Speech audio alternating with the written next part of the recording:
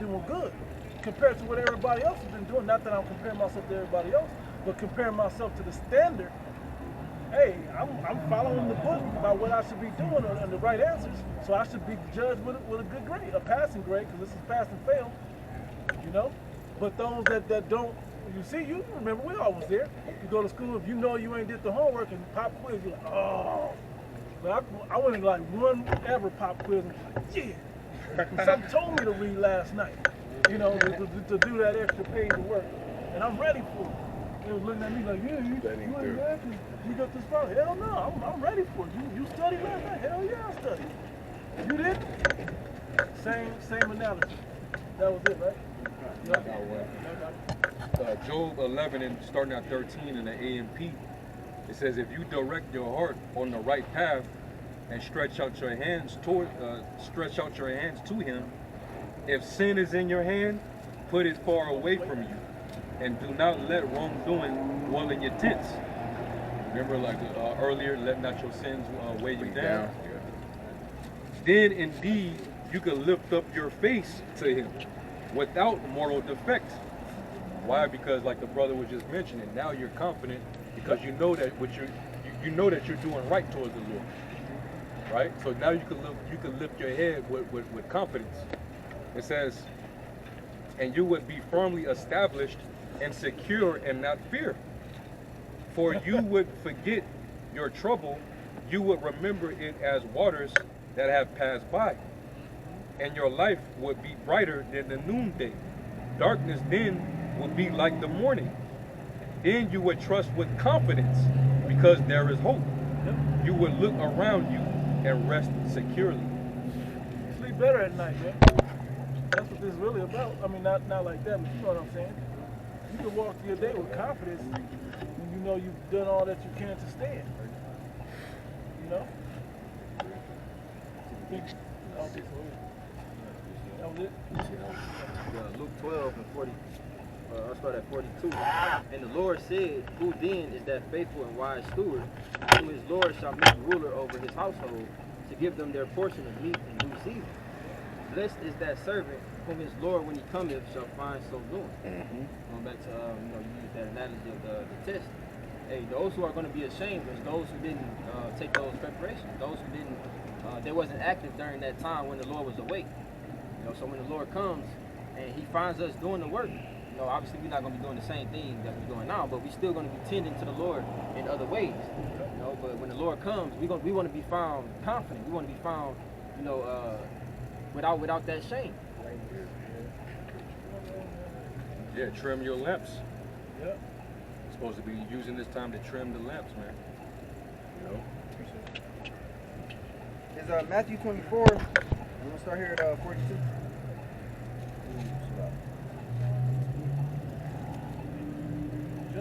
Yeah, I'm going to start there. It's Matthew 24, and I'm going to start here at 36. It says, but of that day and hour knoweth no man, no, not the angels of heaven, but my Father only.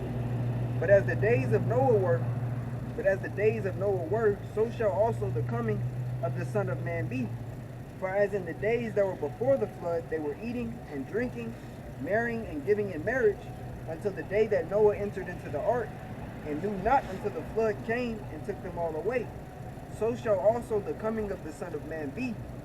Then shall two be in the field. Hey, spiritually, before the flood came, everybody except Noah and his family had on. Everybody else was naked. Nobody had the garment. Noah, he was the only one with that garment at the time. See? They was out there just in darkness, doing whatever the hell they please. Didn't give a damn what Noah was saying when he was out there preaching. You know, he was even preaching about the judgment. Yep. He was talking about how it was either him or it might have been Enoch. But one of them was teaching about how the Lord's coming with the thousands of saints and how he's going to come and basically condemn the earth. That fell on deaf ears. Why? Because they love darkness rather than the light. So they didn't care if you speaking of an impending doom that's waiting to happen or getting ready to come. Right now, what matters to us is us getting our rocks off, Yep. or us getting our bellies filled. Yeah, you think you got all the time in the world, Yeah, you know, until that day catch you as a thief. yeah. They thought they was gonna be able to do that in their time, and then just die and then give up the ghost. You know, I'm gonna live out my life. I'm gonna live a prolonged life, doing what the hell I do, and then I'm gonna just die, and that's that. They had no idea. They had no clue. Yeah. It's like, and you fall into that mindset now. That's likening to a dude who is walking naked without his garment, and the Lord, you know, seeing his shame.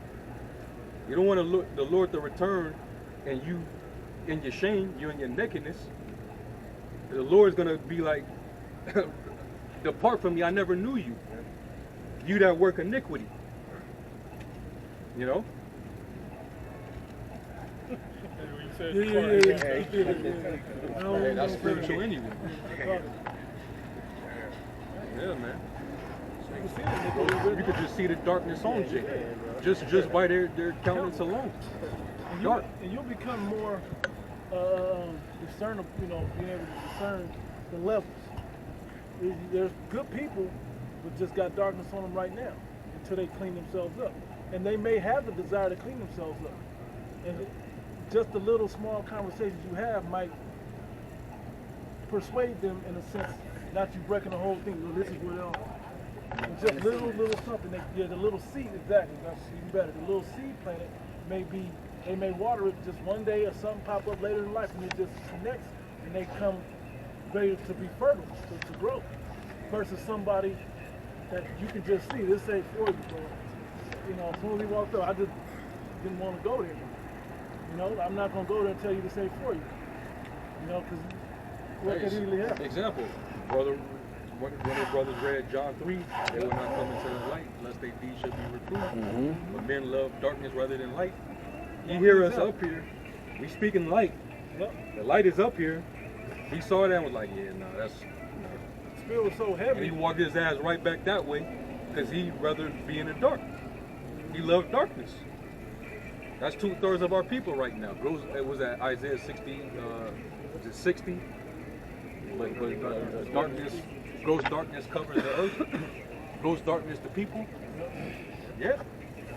That's majority of our people right now, man. The kingdom of heaven is likened into a net. That's what we're doing right now. We just casting the net. You got some Israelites, they gonna get caught by the net and they gonna be cast back out. You got some, they not even gonna get caught by the net. They gonna swim away from the net. You know. We got the right. You know what I'm saying? We got the bait hook. We got the right worm. We got the what's the little fishies? Oh, the lures. The little lures. Yeah. We got the lures. You know? You know what the #1 lure is for this? As a teacher, to understand what the lure of this truth is. It's a land back. Okay. Because the scripture say we're fishes in this, right? So That's why I connect. exactly. So, You know what that is? Salvation, bro. Salvation is always the foremost. This book is for our salvation. Our comfort, because the comfort that comes from this book is comfort that there's a salvation. And why? Because we got proof of what was in here. And then, but we also know that the condemnation to come is here as well. But that they don't need to know that. They don't care. They just gonna have to feel it. They rather catch it unawares. Just like Us, we're aware with it. just like when we was caught. It wasn't no grandstanding, major thing, super glittery, eye-catching lure. It was the lure that was coming straight out of the scriptures. It wasn't, hey brother, you can have all these beautiful women. You can you can make some money. We didn't get caught by gimmicks. That didn't attract us to this thing.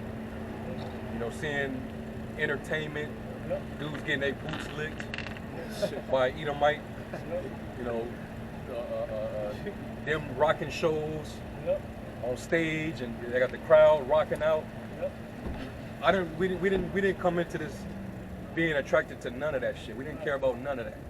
'Cause we was doing enough of that in the world. We wanted to hear the truth. I want to give you something that if your mind ain't right, it could be misconstrued. The same guy the same apostles we watched, other people watched and they came in, but they ain't right. I'm going to use Alazar Barloya from Sakari as an example. He grew up came to the truth watching the apostles. But he got caught up in the cutting. Oh, that was exciting. Israelites cut such and such.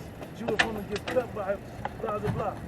You're getting caught up in that and not understanding what this ministry is truly about and where it's going to end up going. That this was set up not for you to have fun, telling white people they the devil, or telling 2/3 that y'all ain't shit and I can stun on you because I'm about to, it ain't about all the things you see him living out now. This is what he foresaw for himself. Hey, until he got cut. Until he got cut. Double-edged sword. Yeah. He couldn't handle it. Yeah, and then he had to go, right? But you see, this is what he foresaw for himself. Versus we're not seeing that. That's why we always want to come back to that repentant spirit, the being clothed with the humble garments and all of these things, and looking for salvation. Okay? That's why the people say look up, because that's how we get up out of here. But that first, the inward man, got to look above what your flesh can do here and see how high your spirit can really achieve. And it's not with man pleasing or nothing like that. It's just simply about sincerity and genuine spirit. Somebody else, you know? There's back in Matthew 24. This is 40. Then shall two be in the field, the one shall be taken and the other left. Two women shall be grinding at the mill, and the one shall be taken and the other left.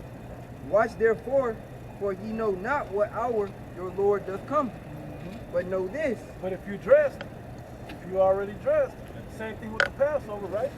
It said have your shoes on your feet, have your staff in hand, like ready to make a move. Eat with haste, so you ready to bounce.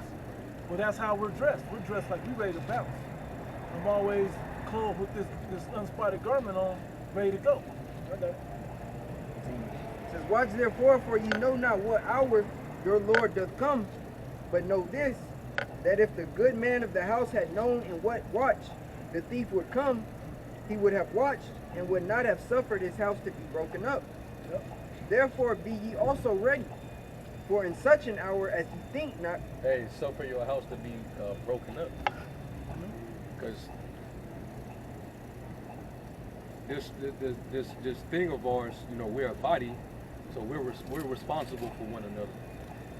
If I'm a hireling, if I'm a wolf in sheep's clothing, I'm only going to care about my money. Versus your well-being and your spiritual growth. All right, I'm only be looking out for myself. So that means that I'm being careless towards you, so the enemy can come in and do whatever. Right. But if you a real true shepherd, you're gonna have great care and guard over your house, so that nobody can break through. All right.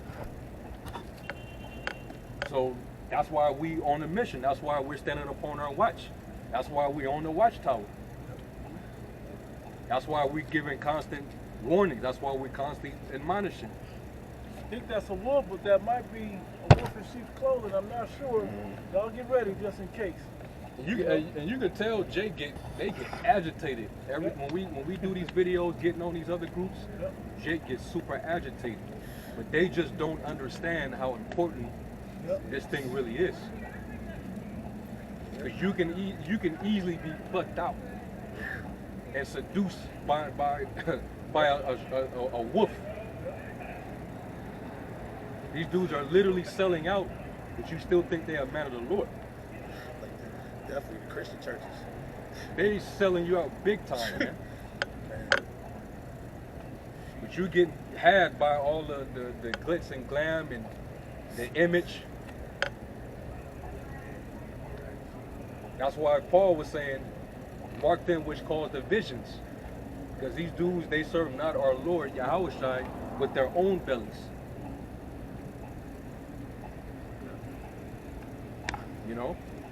So we gotta protect the Lord's house, and that's what it means to be when you're assiduous That means that you're very careful and attentive to something.